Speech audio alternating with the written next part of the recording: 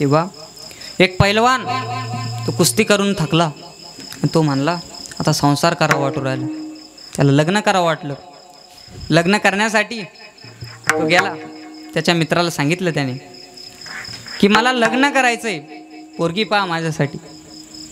नंतर मग त्याचा मित्र म्हणला आता आपण कुस्त्या करायचं सोडून दिलं, त्यानंतर आपल्याला बांगलादेशात जायचं संपर्क तुटेल, म्हणून आपण पोरगी तिकडलीच करू. आपण पोरगी तिकडलीच करू. मग ती गेल्यानंतर तिकडे गेले, पोरगी करून आणली. आणि त्याचा मित्र त्याला म्हणला तिकडल्या मुली शिकलेल्या असतात, शिकलेल्या असतात, त्यामुळे संसारात काही अडचण नाही. त्यामुळे तिकडली मुलगी केली, घरी आणली. 2-4 दिवस सुखाना चाललं. 4थ्या दिवशी त्याला खूप कामं सांगायला लागली, जर केले नाही तर तुला कुत्रा बनवेन, तुला मांजर बनवेन. तिला विद्या येत होती. त्यामुळे तो वैतागला आणि एक दिवस झाडाच्या सावलीत बसलेला होता. तेव्हा त्याचा तो मित्र आला. तो म्हणला कसा चालू आहे संसार? आणि बरं चालू, तुम्ही बरी वाट लावली म्हणे आमची, बरं चालू आहे. आणि काय झालं?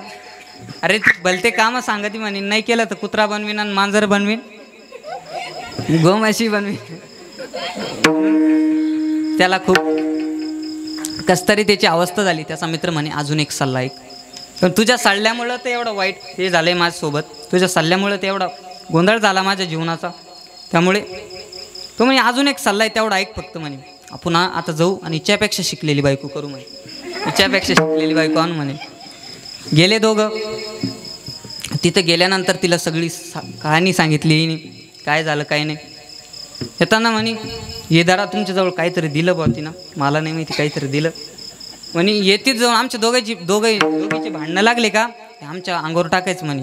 मी होईन ढवळी खार आणि ती होईन काळी खार असं सांगितलं ना. अक्षदा दिल्या थोड्या, ह्या माझ्या अंगावर टाकल्या का मी पहिल्यासारखी परत होईन म्हणे. गेल्यानंतर त्यांची भांडणं लागली जोरदार.